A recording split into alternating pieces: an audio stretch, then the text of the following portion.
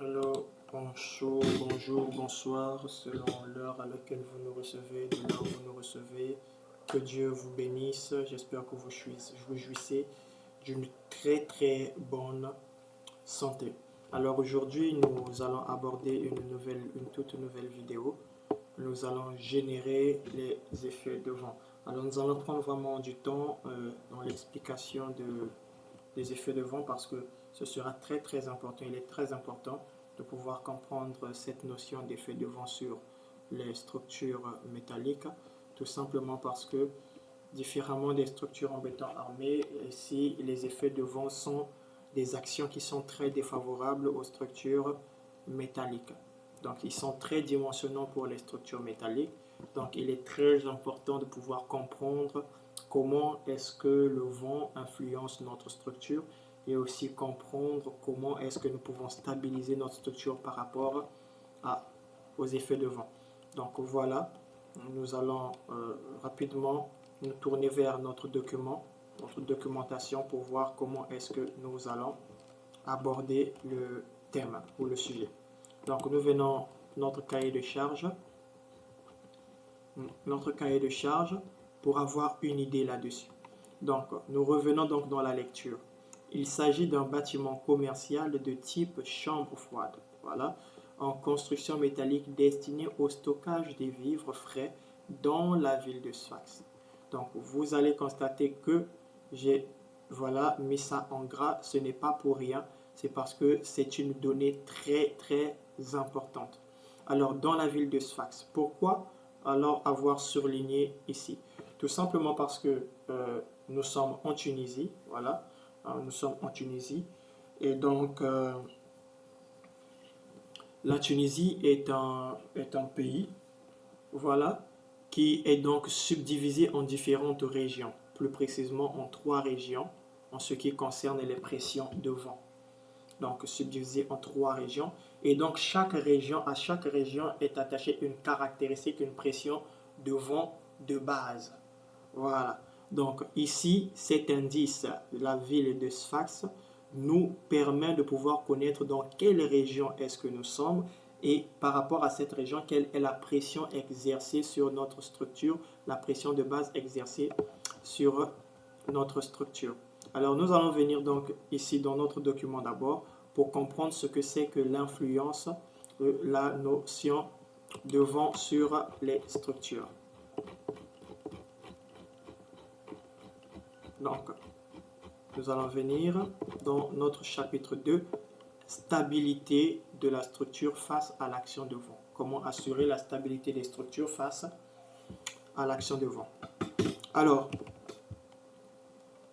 déjà, ce qu'il faut noter, c'est que les éléments de stabilisation d'une structure doivent remplir 3 fonctions. La première fonction, c'est qu'ils doivent limiter les déformations par une structure porteuse minimale constituée de portiques. La deuxième, assurer la stabilité de la structure. Troisième, assurer la stabilité de forme de la structure. Vous allez comprendre pourquoi est-ce qu'on va parler de stabilité de forme. Quand on parle de stabilité de forme, nous avons 3 instabilités de forme qui touchent nos éléments. Voilà, nous avons le voilement. Voilà, c'est une instabilité. Nous allons montrer des images peut-être sur d'autres vidéos. Alors, nous avons également le flambement qui touche les éléments élancés tels que les poteaux, les potelets et ainsi de suite. Et nous avons le déversement. Déversement généralement pour les éléments fléchis. Alors, voilà. Voilà. Donc, en quelque sorte, si on peut le dire ainsi. Donc, déversement. Déversement pour les éléments qui subissent une flexion. Donc nous avons pour les traverses, on va vérifier les déversements pour les poteaux, le flambement pour les pannes, les déversements pour les listes de bardage, certainement les déversements. Alors nous allons venir donc à ce niveau. Pression exercée par le vent sur les structures. La vitesse de rafale du vent est une donnée capitale et indispensable pour les structures métalliques. Donc, elle peut être obtenue en consultant les données météorologiques du pays, de la région ou de la ville qui va abriter le projet. Donc ces données peuvent faire l'objet d'une étude statistique afin de présenter des résultats plus concis. Ainsi, peuvent permettre de simplifier le travail de l'ingénieur en subdivisant le pays par région. Ainsi donc, à chaque région peut correspondre une vitesse de base. Donc, voilà donc ce que je disais. Nous allons venir ici. Voilà. Donc, la Tunisie, c'est un pays qui est séparé en 3 régions. En 3 régions. Donc, nous avons la région 1. Le vent normal, la pression dynamique normale de vent est de 50 décanewtons par mètre carré. Et cette pression, voilà, si nous revenons dans notre document, cette pression, c'est une pression à 10 mètres de hauteur. Nous sommes là. Cette vitesse de base est donnée à 10 mètres de hauteur. Ainsi donc, pour tous les bâtiments inférieurs à 10 mètres, on applique une pression de base. Alors, cette pression de base est donnée par la formule suivante. 1 vingtième de la masse volumique de l'air multiplié par le carré de la vitesse. Alors, pour les températures de 15 degrés Celsius, donc nous avons une masse volumique, la masse volumique de l'air est de 1,225 kg par mètre cube. Alors, ce qui va donc simplifier notre expression, et vous allez trouver cette expression dans beaucoup de documents, 1 sur 16,3 fois la vitesse au carré. Donc, généralement en France, et en Tunisie, peut-être Algérie ou Maroc. Mais dans les pays, il faut noter que dans les pays subsahariens, de l'Afrique subsaharienne, ce n'est pas la même chose. Parce qu'il faut noter aussi que la masse volumique de l'air n'est pas seulement fonction de la température, mais elle est également fonction du degré d'humidité, du pourcentage d'humidité de la région. Alors, nous, dans les pays subsahariens, nous sommes des pays généralement où il pleut beaucoup. 7 minutes, il y a encore 8 minutes, voilà. Donc, où il pleut beaucoup, voilà. Des pays où il pleut beaucoup. Donc, le degré d'humidité ou le pourcentage d'humidité est élevé. Alors, je vais démontrer cette expression ou cette valeur-là, tout simplement. Voilà. Bien sûr, ce sont des recherches que j'ai eu à faire. Je suis tombé sur des plateformes. Voilà. Ici, masse volumique de l'air. Voilà, masse volumique de l'air. Non, pas ça, c'est pas ce que je veux.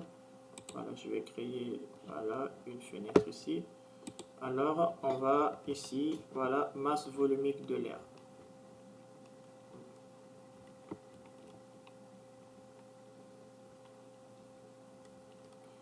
La masse volumique de l'air. Donc, nous venons tout simplement ici. Voilà. Alors, la masse volumique de l'air est donc fonction de quoi? Elle est fonction de la température et du degré d'humidité relatif. Donc, pour cela, en Tunisie, vous allez voir, on a parlé de 15 degrés Celsius et un degré d'humidité de 1%, puisque ce sont des pays désertiques. Donc, nous sommes là 1,225.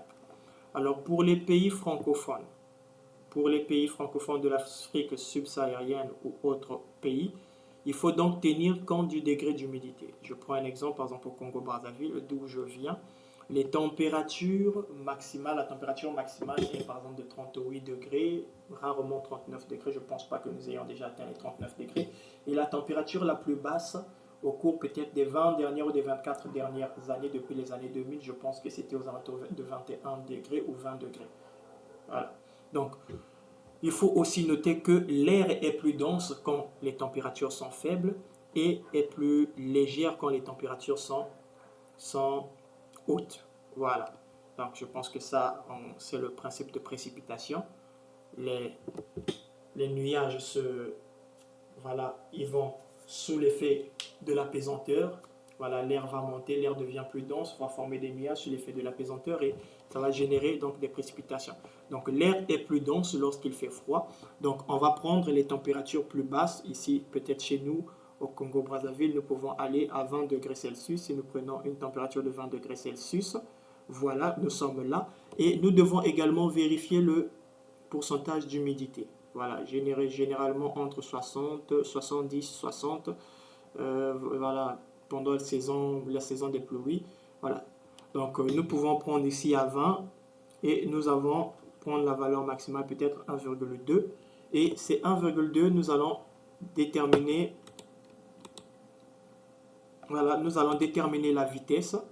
Alors, comment nous allons déterminer la vitesse? Ça aussi, ici, voilà, tout simplement, ce sont des recherches. Voilà, Congo-Brazzaville, calculateur, voilà. Donc, c'est une plateforme. Donc, pour des personnes qui n'ont pas, nous n'avons pas la possibilité de pouvoir avoir ces régions-là, si elles n'ont pas encore été faites, c'est pourquoi j'ai parlé dans le document, dans la rédaction du document, que nous avons besoin des statisticiens qui vont faire une étude bien détaillée. Voilà. Vous allez voir ici, nous venons force du vent. Voilà, force du vent. Nous avons besoin peut-être au cours des 10 dernières années ou au cours des 24 dernières années. On va prendre le cours des 10 dernières années pour avoir des précisions. Ou on peut faire de 8 ans, 8 ans. Donc en 2000, de 2000 à 2008, nous allons voir comment, voilà.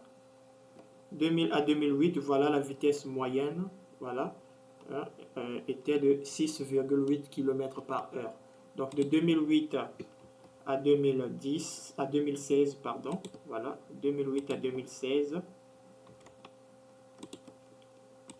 voilà, la vitesse moyenne 7,2 km par heure. Et de 2016 à 2024, vitesse moyenne 7 km par heure. Donc vous voyez que ce sont des pas de 8 ans. Des pas de 8 ans, donc forcément les résultats ne sont pas vraiment précis. Il prend la moyenne. Donc c'est pourquoi il est important de faire une étude statistique et les statisticiens pourront nous aider, bien sûr, à pouvoir élaborer vraiment avec des résultats bien et très concis qui nous permettront d'avoir vraiment des résultats précis et qui faciliteront ici les études d'ingénierie. Donc par exemple pour le Congo-Brazzaville, la ville de Brazzaville, 7 km par heure. Donc si nous venons tout simplement ici, nous venons tout simplement ici dans notre formule, voilà, nous allons tout simplement la remplacer ici, sachant que la masse volumique c'est 1,2. Donc ici nous aurons quoi? 7 km par heure multiplié par 3,6, puisque nous devons convertir en mètres par seconde. Vous allez voir ici que la vitesse est en mètres par seconde. Voilà. Qu'on élève au carré, ça donne 635, que nous allons diviser par 20, multiplié par 1,2. Donc nous avons une pression de 38. Donc si nous étions à Brazzaville, on pourrait travailler avec une pression de 40. Donc voilà. Alors pour les bâtiments de hauteur supérieure à 10 mètres, une correction de la pression de vent s'impose. Donc la correction s'impose par rapport à quoi? Par rapport à 1, la hauteur. Donc nous avons un coefficient de correction de la hauteur, un coefficient de correction de l'effet de site, un coefficient de correction de l'effet de masque, un coefficient de correction d'amplification dynamique, un coefficient de correction des dimensions, voilà, d'effet de dimension de la structure. Donc voilà en quelque sorte. Donc si nous revenons donc ici, voilà, avec cette partie avant de passer à la prochaine vidéo. Donc la Tunisie est séparée en 3 régions et donc la ville de Sfax se trouve dans la 2e région. Nous venons tout simplement regarder le tableau. Région 2, vent normal 70. Alors ce qu'il faut également savoir, c'est que vent normal et vent extrême, la pression de vent extrême, c'est-à-dire la valeur maximale, voilà, le rapport est de 1,75. Donc si vous prenez cette valeur, vous multipliez par 1,75, vous trouverez la valeur du vent extrême. Donc nous allons travailler avec 70 décanewtons par mètre carré. Donc voilà un peu en ce qui concernait les effets de vent. Donc nous allons nous arrêter là. Rendez-vous à la prochaine vidéo.